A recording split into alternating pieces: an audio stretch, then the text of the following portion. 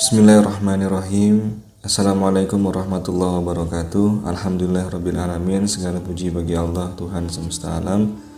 Sholawat dan salam atas baginda Rasulullah Muhammad SAW, keluarga dan para sahabatnya.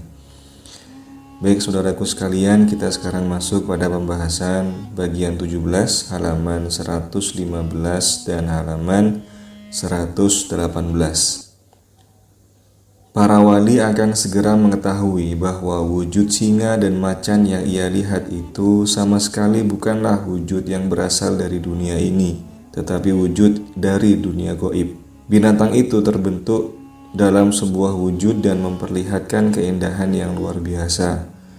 Demikian juga perkebunan, sungai, pohon, istana, makanan, minuman, juga kehormatan, buruk, kota, tempat tinggal, dan berbagai jenis keajaibannya. Mereka, para wali, mengetahui bahwa semua itu bukanlah wujud dari dunia ini. Allah menampakkan dan mengungkapkannya dalam sebuah wujud khusus agar wali itu bisa melihatnya.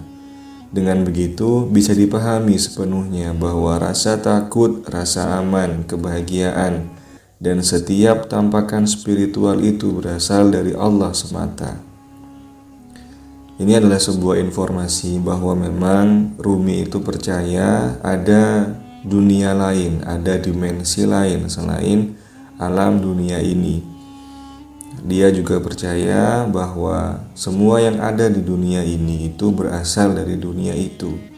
Artinya seperti pepohonan, binatang, dan sebagainya itu berasal dari dimensi itu.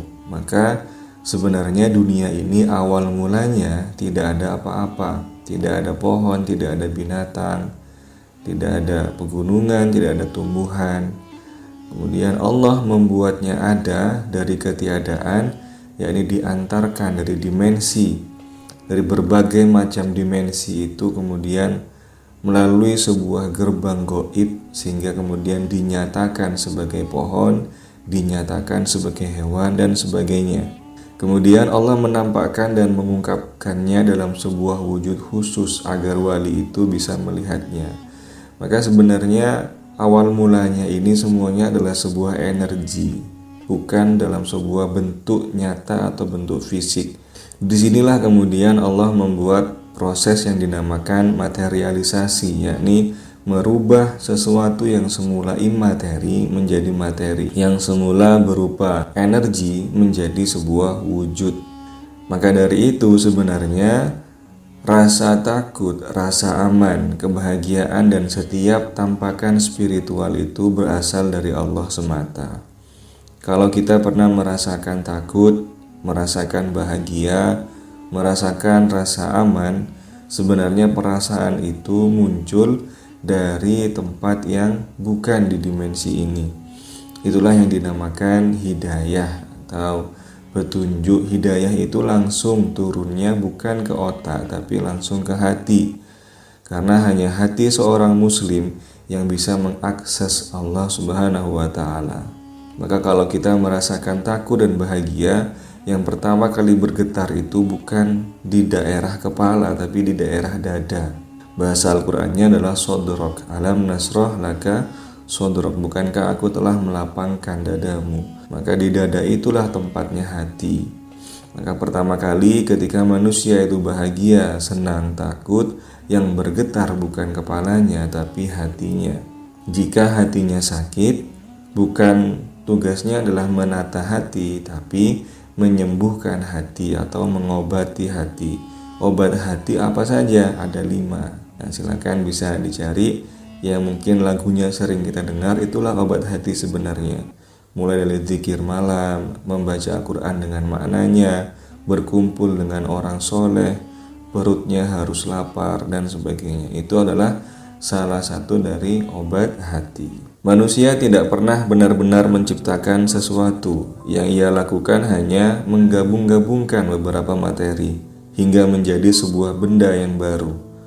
Allah lah yang mampu mengadakan sesuatu yang semula tak ada, memindahkan yang nyata ke alam gaib dan yang gaib ke alam nyata.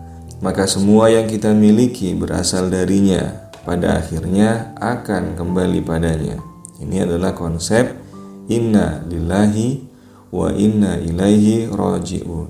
Memang benar manusia tidak pernah menciptakan sesuatu. Yang bisa kita lakukan adalah merangkai atau menggabung-gabungkan beberapa materi hingga menjadi sebuah benda yang baru. Kursi saja menggabungkan beberapa materi kayu sehingga menjadi kursi. Kalau kita menciptakan kayunya tidak bisa. Jadi sebenarnya kemampuan manusia itu bukan menciptakan, tapi kreatif dengan menggunakan akal. Bahasa yang mungkin agak geser maknanya adalah bahasa mengakali.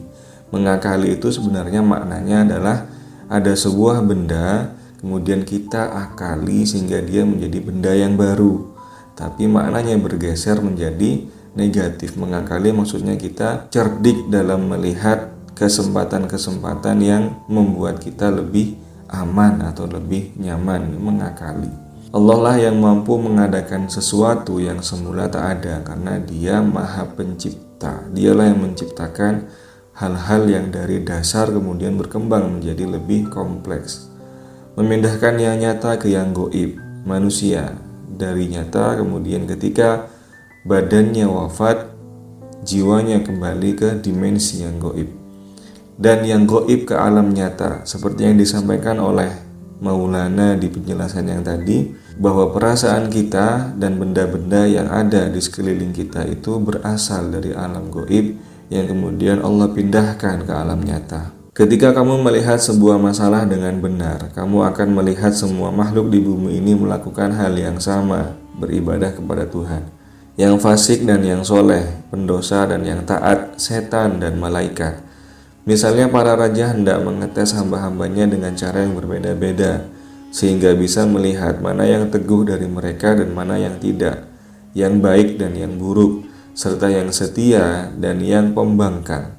Untuk itu, sang raja membutuhkan seorang pengganggu dan penghasut untuk mengetes keteguhan hati dan keikhlasan para hambanya.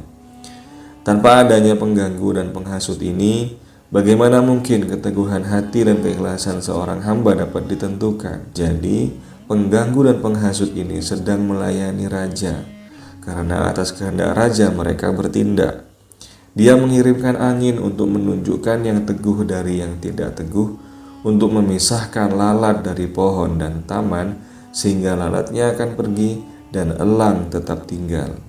Kita mungkin masih mengingat kisah di mana iblis diperintahkan untuk sujud di hadapan Adam, kemudian dia menolak. Dia mengatakan bahwa aku ini berasal dari api dan Adam dari tanah. Jadi menampakkan sebuah kesombongan. Pernahkah berpikir di kepala kita bahwa perkataan yang muncul dari lisan iblis itu merupakan perkataan yang telah disusun oleh sang pencipta sendiri? Artinya itu merupakan skenario yang memang harus diucapkan oleh sang iblis. Dengan begitu ada satu hal yang yang kami rasa itu bukan merupakan skenario. Apa? Yakni menolaknya iblis untuk sujud di hadapan Adam. Itu merupakan murni dari perasaan yang dirasakan oleh iblis. Kalau kita mau merenung kenapa iblis tidak mau untuk sujud di hadapan Adam, salah satunya adalah mungkin karena memang iblis sangat mencintai dan sangat patuh terhadap Allah Subhanahu wa Ta'ala, sehingga dia bersikukuh tidak mau bersujud kepada selain Allah Subhanahu wa Ta'ala. Maka dari itu, keimanan kita manusia sebenarnya itu masih kalah dengan keimanan iblis kepada Allah Ta'ala. Dia tidak mau sujud kepada selainnya, walaupun skenarionya adalah dia harus bersikap sombong sehingga dia kemudian dapat tugas untuk menguji manusia. Untuk apa manusia diuji? Kalimat terakhir, untuk memisahkan lalat dari pohon, sehingga lalatnya pergi dan elang tetap tinggal. Artinya apa? Untuk menyeleksi yang lalat pergi, yang elang tetap tinggal. Artinya apa? Dengan ujian-ujian iblis itu akan ketahuan mana manusia yang levelnya atau kualitasnya itu bukan mentalnya lalat, tapi mentalnya elang. Manusia muslim yang berkualitas, yang dia tajam pemikirannya, tajam perasaannya, yang dia meskipun diombang-ambing dengan ombak, meskipun ada berapa iblis yang ingin menyerangnya, dia tetap melihat pada yang satu. Dia tetap fokus terhadap Allah Subhanahu wa taala. Dan manusia ini berusaha sebaik mungkin untuk bisa tetap menuju kepadanya meskipun diombang-ambing oleh ombak dan meskipun diganggu oleh para iblis dan tentaranya. Iblis menghasut manusia ini karena dia melaksanakan perintah rajanya, sama seperti seorang raja yang ingin menguji atau ingin tahu mana prajuritku yang terbaik. Maka raja ini akan mengutus utusannya untuk mengganggu dia, untuk mengganggu para prajuritnya.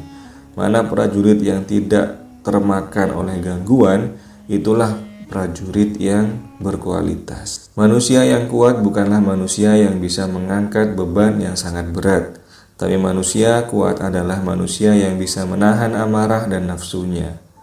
Meski jelas-jelas Tuhan menghina iblis dalam kitabnya, tapi itu hanya dialektika cinta sebagai petunjuk bagi manusia bahwa dirinya sedang dalam ujian. Dan jangan mengikuti iblis. Sejatinya iblis adalah seorang hamba yang sangat setia kepada Tuhannya.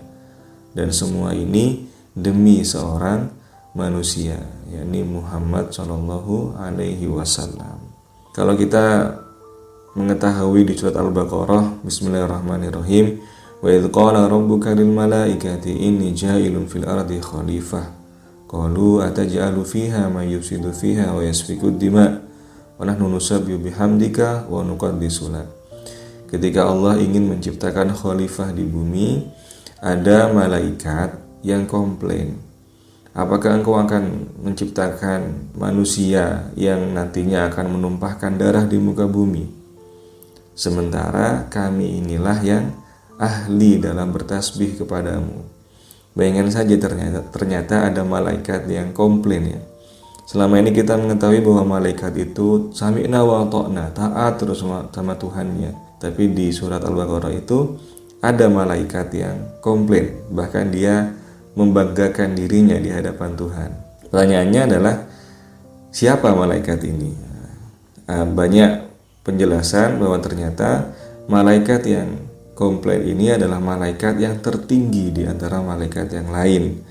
Malaikat yang makomnya itu adalah tertinggi, bahkan lebih tinggi daripada malaikat Jibril kala itu. Sehingga dengan makom yang seperti itu dia merasa dekat dengan Allah Subhanahu wa taala dan dia berani untuk komplain. Ataj'alu fiha may yufsidu fiha wa yasfiku dima. Masa engkau ingin menciptakan yang nantinya akan merusak dan menumpahkan darah? Wa nahnu nusabbihu bihamdika wa nuqaddisu lak. Sementara kami ini yang senang bertasbih. Intinya malaikat ingin menjadi khalifah di bumi juga artinya. Kemudian Allah bilang, inni a'lamu ma la ta'lamun. Allah bilang, sungguhnya aku lebih tahu daripada kamu. Jadi siapa malaikat ini? Ternyata malaikat inilah yang makom cintanya sangat tinggi di hadapan Allah ini, yang pada akhirnya nanti dia tidak mau ketika disuruh menyembah atau bersujud di hadapan Adam. Namanya macam-macam, ada yang menyebutnya bernama malaikat Idajil, yang kemudian dia menjadi sebutannya adalah iblis. Maka iblis itu sebenarnya makhluk yang dulunya sangat dekat sama Tuhannya, bahkan mungkin sampai saat ini.